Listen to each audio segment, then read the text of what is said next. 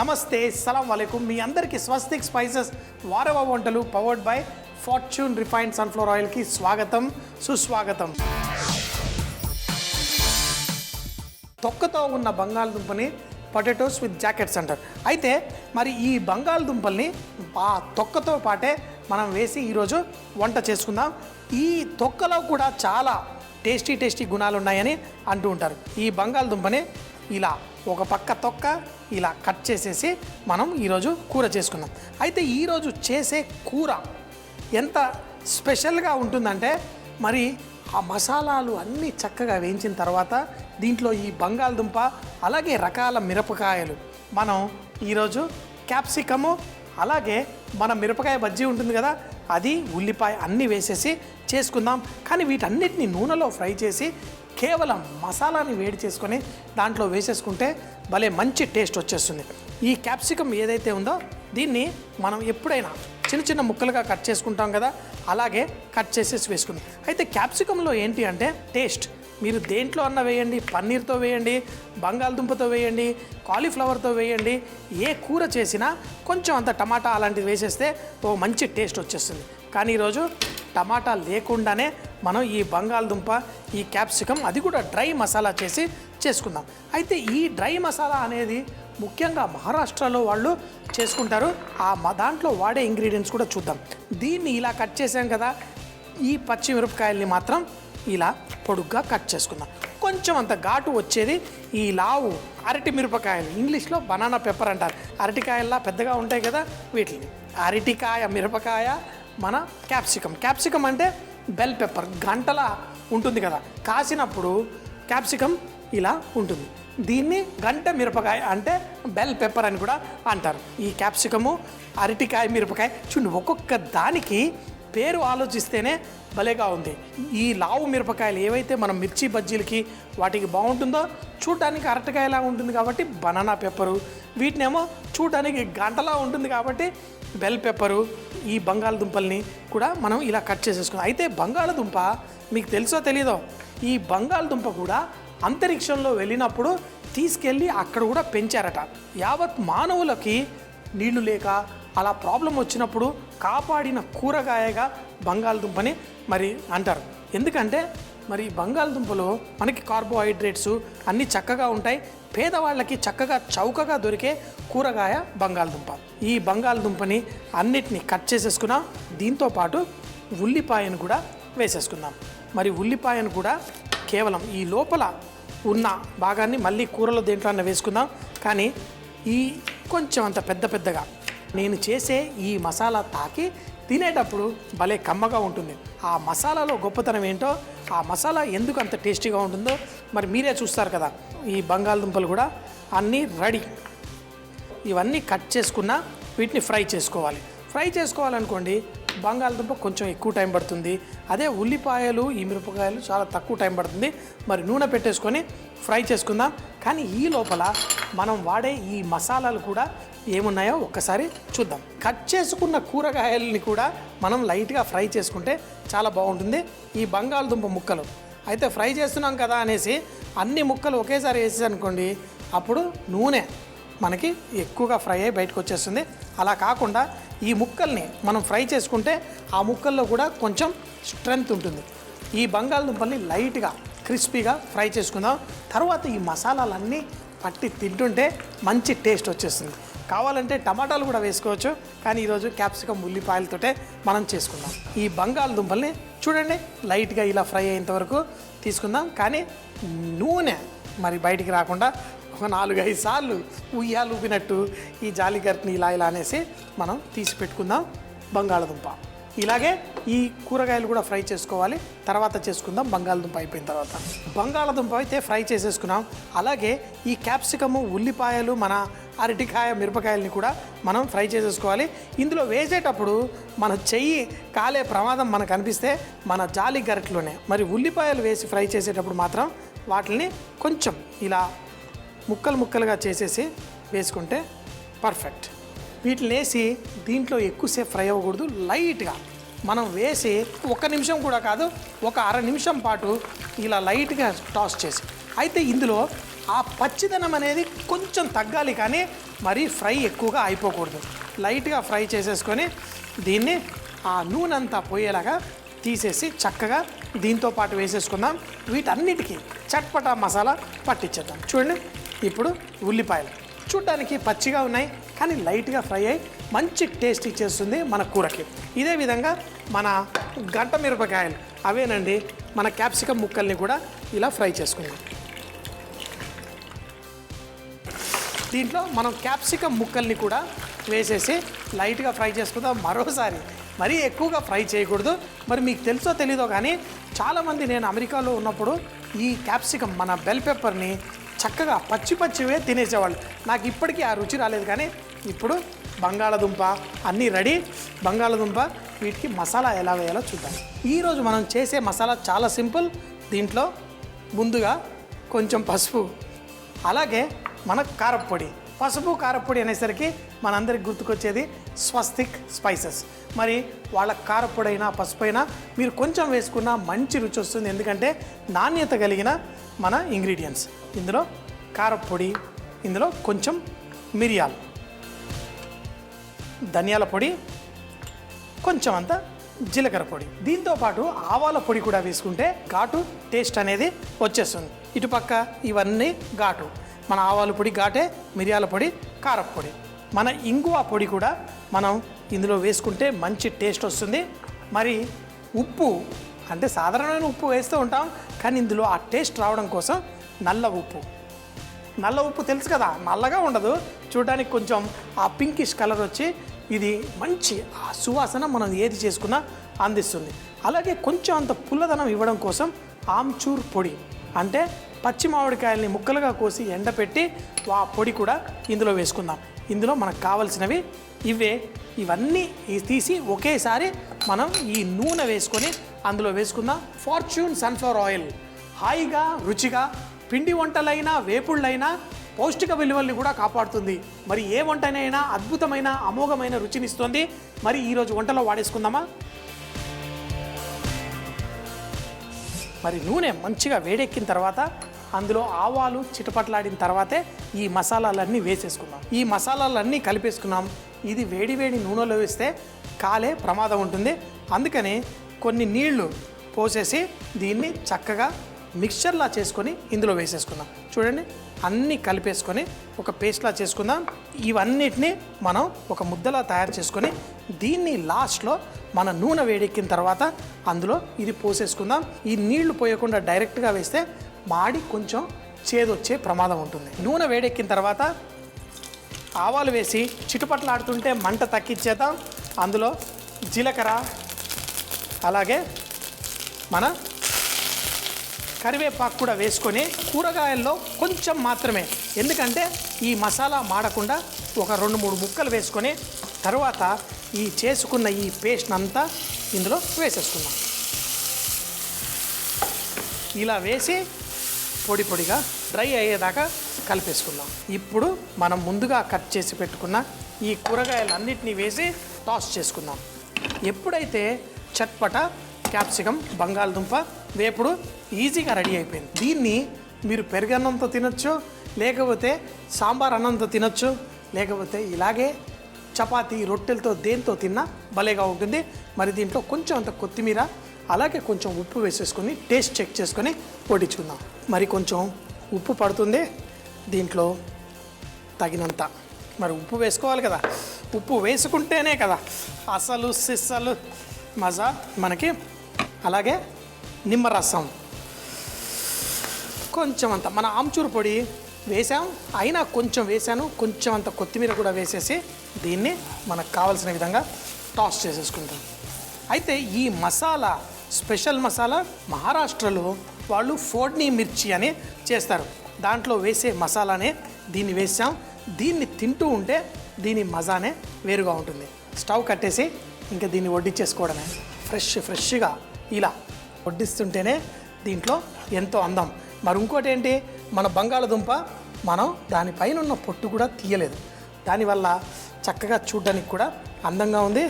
మన షిమ్లా మిర్చి వీటిని కూడా వేసేసుకొని వీటిని తింటే భలే కమ్మగా ఉంటుంది. ఏంటి బంగాళదుంప కనపడడం లేదు? సో ఓకే, ఇప్పుడు పర్ఫెక్ట్. చెప్పాను కదా చక్కగా మసాలాలన్నీ పట్టేస్తాయని. మరి బంగాళదుంప ముక్క తీసినా చూడండి ఎంత చక్కగా కోటై పర్ఫెక్ట్గా ఉందో. పైన మనం వాడిన మసాలా కూడా భలే చట్పటగా. మరి మీరు పెరుగన్నంతో తింటారా, సాంబార్ అన్నంతో తింటారా, దేంతో తింటారో మీ ఇష్టం. కానీ దేంతో తిన్నా ఇది ఆ ఉల్లిపాయ, ఆ మిరపకాయ, ముఖ్యంగా క్యాప్సికమ్ రుచి కూడా మనకి భలేగా పెరిగిపోయింది ఈ సాంబార్ అన్నంతో. ఆలు క్యాప్సికమ్ డ్రై మసాలా కర్రీ తయారు చేయడానికి ముందుగా ఉడికించుకున్న బంగాళదుంప తొక్కు తీయని ఆలుగడ్డని కట్ చేసి పెట్టుకోవాలి. అలాగే చూపించిన విధంగా క్యాప్సికము, పెద్ద మిరపకాయలు, ఉల్లిపాయల్ని కూడా కట్ చేసుకోవాలి. తర్వాత ఒక మూకుడు పెట్టుకుని దాంట్లో నూనె వేసి వేడి వేడి నూనెలో ఈ కట్ చేసుకున్న బంగాళదుంప, క్యాప్సికమ్ ఇవన్నీ చూపించిన విధంగా ఫ్రై చేసి ఒక ప్లేట్లో పెట్టుకోవాలి. అలాగే నూనె వేడెక్కిన తర్వాత ఆవాలు, జీలకర్ర వేసి కొంచెం కూరగాయలు కూడా ఫ్రై చేసుకున్నవి వేసి ముందుగా కలిపి పెట్టుకున్న పసుపు, కారం, మిరియాల పొడి, ధనియాల పొడి, ఆవాల పొడి, ఆమ్చూర్ పొడి, ఇంగువ కూడా వేసుకొని వీటన్నిటిని కొంచెం నీళ్లు కలిపి చిటపట్లాడుతున్న జీలకర్ర ఆవాల్లో వేసి వీటిని చక్కగా టాస్ చేసుకొని తగినంత ఉప్పు, కొంచెం నిమ్మరసం, కొంచెం కొత్తిమీర వేసి దీన్ని వేడివేడిగా అన్నంతో పాటు కానీ రొట్టెలతో పాటు కానీ వడ్డించుకుంటే భలే మజాగా ఉంటుంది. ఈ రోజు వచ్చేసి సింపుల్ అయిన నార్త్ ఇండియన్ డిష్.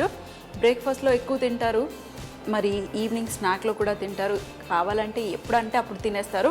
కానీ మనం ఈ డిష్ని ఈవినింగ్ స్నాక్గానే ఎంజాయ్ చేస్తాము, ఎందుకంటే ఇది కొంచెం డిఫరెంట్ అయిన డిష్. లిట్టి స్టఫ్ చేసి చేస్తారు. ఈ స్టఫింగ్ కోసము ముందుగా మనకు కావాల్సింది ఫస్ట్ స్టఫింగ్ రెడీ చేసుకుందాము. సో స్టఫింగ్కి వీళ్ళు యూజ్ చేసేది ఇది మన శనగలు ఉంటాయి కదా, ఈ శనగల్ని ఎక్కువగా వాడతారు. మనమేమో పుట్నాల పప్పుని వాడతాము. ఈ శనగల్ని యాక్చువల్గా మనం చిన్న డబ్బాలో 5 రూపీస్ లేదంటే 1 రూపీకి ఇంత డబ్బా పోసిచ్చి ఒక కోన్లో వేసిచ్చే ఈ శనగలు చిన్నగా ఉన్నప్పుడు స్కూల్లో ఉన్నప్పుడు చాలా ఎక్కువగా తిన్నాము. మరి ఈ శనగల్ని ఫస్ట్గా మనం మిక్సీ జార్లో వేసుకొని, ఇది కావాలంటే ఈ పొట్టును కూడా మీరు తీసేసి వేసుకోవచ్చు. సో ఫస్ట్గా నేను కొంచెం పొట్టు తీసేసి మిక్సీ జార్లో వేసుకొని పౌడర్ చేసుకుంటాను. సో ఇది పక్కన పెట్టేసి ఇక్కడ నేను ఆల్రెడీ పౌడర్ చేసి పెట్టుకున్నాను. పొడి, రోస్టెడ్ చనా పొడి, ఇది తగినంత వేసుకోండి. ఇందులో మనం సన్నగా తరిగిన అల్లం ముక్కలు,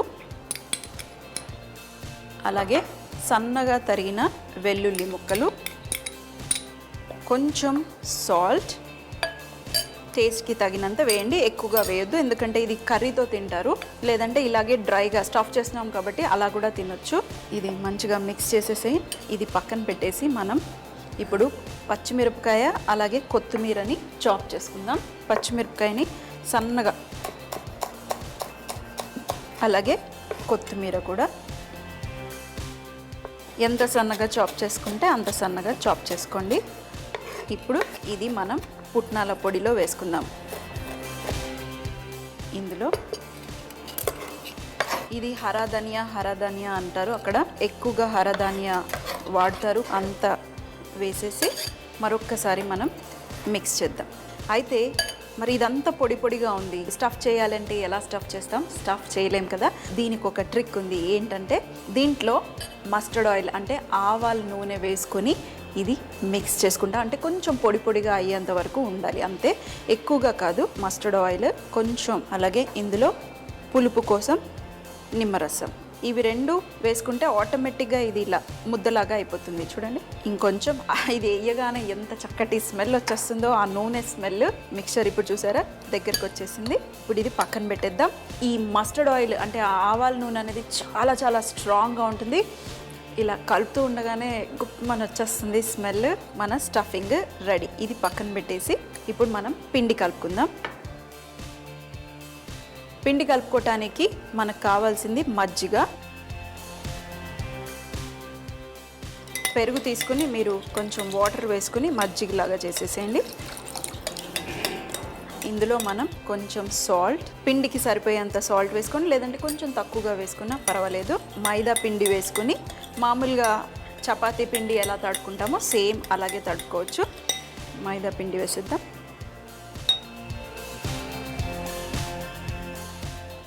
మరి ఇందులో కొద్దిగంత సోడా అన్న వేసుకోండి, బేకింగ్ పౌడర్ అన్న వేసుకోండి. మీరు కాస్త ఉబ్బటం కోసం మనం పెరుగు వేసాం కాబట్టి ఆటోమేటిక్గా సోడాతో ఇవి ఉబ్బిపోతాయి. మంచిగా మిక్స్ చేసేయండి. కొంచెం సాఫ్ట్ అయితే మీరు ఇంకొంచెం పొడిపిండి వేసుకున్నా సరిపోతుంది. ఇప్పుడు చపాతీ పిండిలాగా కొంచెం మీడియం సాఫ్ట్గా తడుపుకుందాం. చేయి పెట్టేసి మరి చూడండి, ఇక్కడ మన పిండి రెడీ అయిపోయింది. మరీ గట్టిగా లేదు, మరీ సాఫ్ట్గా లేకుండా. ఇప్పుడు మనం వీటిని కావాలంటే పిండిని ఒక 30 మినిట్స్ వరకు మీరు రెస్ట్ చేసుకోవచ్చు, లేదంటే డైరెక్ట్గా అయినా చేసేయచ్చు. ఎందుకంటే ఇందులో మనం సోడా వేసాం కాబట్టి కొంచెం రెస్ట్ చేసుకున్నా బాగానే ఉంటుంది. ఇప్పుడు సింపుల్గా మన పరాటాలు ఎలా చేస్తామో అలాగే ఫస్ట్ కొంచెం సైడ్స్ సన్నగా చేసుకుని మధ్యలో కొద్దిగా లావ్. ఇప్పుడు ఏదైతే మన స్టఫింగ్ ఉందో ఈ స్టఫింగ్ని దీని మధ్యలో పెట్టి సీల్ చేయటం అంతే.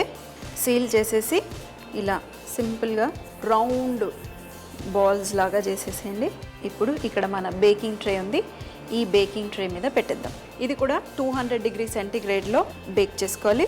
సో ఇంకొకటి సింపుల్గా సైడ్స్ కొంచెం సన్నగా చేసేయండి. ఆ తర్వాత మధ్యలో స్టఫింగ్, మళ్ళీ ఇది సీల్. ఇది స్టఫ్ చేస్తుంటే కూడా నూనె వాసన వచ్చేస్తుంది. తింటే ఇంకా టేస్టీగా ఉంటుంది. యాక్చువల్లీ ఇది ఎలా తింటారు అని అంటే నెయ్యిలో లేదా ముంచుకుని తింటారు. మరి ఇంకొకటి, సో మిగతావి కూడా అన్నీ అలాగే చేసుకుని నేను 200 డిగ్రీ సెంటీగ్రేడ్లో మీకు బయట మంచి రంగు వచ్చేంత వరకు బేక్ చేయండి. లేదంటే మీరు డీప్ ఫ్రై కూడా చేసుకోవచ్చు. స్లో ఫ్లేమ్లో మన ఫార్చ్యూన్ ఆయిల్ వేసుకుని స్లో ఫ్లేమ్లో మంచి రంగు వచ్చేంత వరకు కూడా మీరు డీప్ ఫ్రై చేసుకోవచ్చు. సో నేను ఈరోజు బేక్ చేస్తున్నాను. మరొక 20 మినిట్స్ అయితే పడుతుంది. మరి ఒక 20 మినిట్స్ వరకు మనం వెయిట్ చేద్దాం. 20 మినిట్స్ తర్వాత చూడండి మన లిట్టీలు రెడీ అయిపోయి వచ్చాయి. నేను కొంచెం చల్లారిన తర్వాత బ్రేక్ చేసుకున్నాను. ఇవి గట్టిగానే ఉంటాయి, మెత్తగా ఉంటాయి అని ఎక్స్పెక్ట్ చేయొద్దు. అందుకనే చెప్పాను కదా, ఇది దేంతో తింటారంటే మొత్తం ఇలా మ్యాష్ చేసుకుని కచ్చాపచ్చగా దంచేసుకుని నెయ్యితో కలుపుకొని నంచుకొని తింటారు. కలుపుకోండి, లేదంటే ఇలా నంచుకుని అయినా తినొచ్చు. సో వీటిని నేను ఆల్రెడీ ఒకటి బ్రేక్ చేశాను చూడండి. స్టఫింగ్తో పాటు మనం ఇందులో బటర్ మిల్క్ సోడానే వేసాం కాబట్టి ఇంకా ఏమీ వేయలేదు. దీంతోనే ఈ బ్రెడ్ కొంచెం క్రిస్పీగా, లోపల కొంచెం సాఫ్ట్గా, బయట మంచి ఫ్లేకీగా లేయరు కరకరలాడుతూ, మరి స్టఫింగ్తో కొంచెం పుల్లగా స్టఫింగ్, మళ్ళీ మన మస్టర్డ్ ఆయిల్ ఫ్లేవరు, అల్లం వెల్లుల్లి తగులుతూ. అయితే ఈ లిట్టీని గట్టిగా ఉంటాయి కాబట్టి మనము ఇలా మామూలుగా బ్రేక్ చేస్తే వచ్చేస్తాయి. లేదంటే మీరు కొంచెం చేయితోని ఇలా ప్రెస్ చేసేసి లైట్గా, ఎందుకంటే మనకి లోపలున్న స్టఫింగ్ కూడా దాంతో పాటు తినాలి కాబట్టి ఇలా చేసేసి దీని మీద కొంచెం వేడి దాని మీద నెయ్యి వేసుకుని ఇది కొంచెం కలుపుకుని దీంతో పాటు ఈ స్టఫింగ్తో పాటు కొద్దిగా నెయ్యి పెట్టుకుని, వేడిగా ఉంటుంది కాబట్టి ఆ నెయ్యి చక్కగా కరిగిపోతూ టేస్టీగా ఉంటుంది. నెయ్యి ఫ్లేవర్ అలాగే లోపల మన స్టఫింగ్ ఫ్లేవరు అన్నీ కలిపి సూపర్ టేస్టీగా ఉంటుంది. కొంచెం డిఫరెంట్గా ట్రై చేయాల్సిందే. మరి ఏంటి ఇంత గట్టివి తింటారా అనుకున్నారా? ఏం లేదండి, అక్కడ మరి వాళ్ళు ఇలాగే చేసుకుని, ఒకప్పుడైతే పొయ్యి మన బొగ్గుల ఇది ఉంటుంది కదా, దాంట్లో పెట్టి మరి ఇవి తందూరులో చేసుకుని వేడిగా సర్వ్ చేసేవాళ్ళు. దీనికి మంచి కాంబినేషన్ మళ్ళీ కొన్ని ఇవి గట్టిగా ఉంది అని కొన్ని పల్చటి పప్పు కూర కాదండి, ఆలుగడ్డ కూర, అది కూడా సుక్కగా ఉంటుంది, అంటే డ్రైగా ఉంటుంది. ఆ డ్రైగా ఉన్న బంగాళదుంప కూరతో ఈ లిట్టీలు సర్వ్ చేస్తారు. లేదంటే మీకు నచ్చిన కూర, లేదంటే ఇంకొంచెం డిఫరెంట్ అయిన కూరలతో ఈ సింపుల్ అయిన లిట్టి సర్వ్ చేస్తారు. యాక్చువల్గా మొత్తం పేరు లిట్టి చోకా అన్నమాట. చోకా అంటే కర్రీ, లిట్టి అంటే ఈ బ్రెడ్. మరి చూసారు కదా, కాస్త డిఫరెంట్ అయిన బ్రెడ్, అది కూడా ఈరోజు మనం బేక్ చేసాం. మీరు కావాలంటే డీప్ ఫ్రై కూడా చేసుకోండి. స్లో ఫ్లేమ్లో డీప్ ఫ్రై చేసుకోవాలి. మరి మళ్ళీ కలుద్దామా మరొక రెసిపీతో. అంతవరకు ఈ సింపుల్ అయిన డిష్ ట్రై చేయండి. లిట్టి తయారు చేయు విధానం: ఒక బౌల్లో రోస్టెడ్ చనా పౌడర్, అలాగే సన్నగా తరిగిన అల్లం ముక్కలు, వెల్లుల్లి ముక్కలు, కొద్దిగా సాల్ట్, పచ్చిమిరపకాయ ముక్కలు, కొత్తిమీర వేసి బాగా మిక్స్ చేసుకోవాలి. ఆ తర్వాత ఇందులో 1 టీ స్పూన్ మస్టర్డ్ ఆయిల్ అలాగే నిమ్మరసం వేసుకొని ఒకసారి మిక్స్ చేసి పక్కన పెట్టుకోవాలి. ఇప్పుడు మరొక బౌల్లో మజ్జిగ అలాగే సాల్ట్, తగినంత మైదా పిండి, కొద్దిగా సోడా వేసుకుని చపాతీ పిండిలాగా సాఫ్ట్గా తడుపుకుని ఒక 10 నిమిషాల పాటు రెస్ట్ చేసి ఆ తర్వాత చిన్న ఉండలుగా డివైడ్ చేసి స్టఫింగ్ని స్టఫ్ చేసుకొని చిన్న ఉండలుగా చూపించిన విధానంగా చేసి 200 డిగ్రీ సెంటీగ్రేడ్లో ఒక 15 to 20 మినిట్స్ వరకు మంచి రంగు వచ్చేంత వరకు బేక్ చేసుకుని నెయ్యితో సర్వ్ చేస్తే చాలా బాగుంటుంది. ప్రతి ఇంట్లో అద్భుతమైన రుచికరమైన వంటలు ఉండే ఉంటాయి. అవి మాకు రాసి పంపించండి. XXX డిటర్జెంట్ సోప్ తరఫున ఒక అద్భుతమైన బహుమతి గెలుచుకోండి. మీరు రాసి పంపించవలసిన చిరునామా వారేవా, ప్లాట్ నెంబర్ 108, NYN ఆర్కేడ్, హైటెక్ City main road, Lumbini avenue, Gachibowli, Hyderabad 500081. చూసేశారు కదా మేము చేసిన వంటకాలు. మళ్ళీ సోమవారం ఇదే టైంకి కలుద్దాం. అప్పటిదాకా సీ యూ, బాయ్ బాయ్, ఖుదాఫిజ్.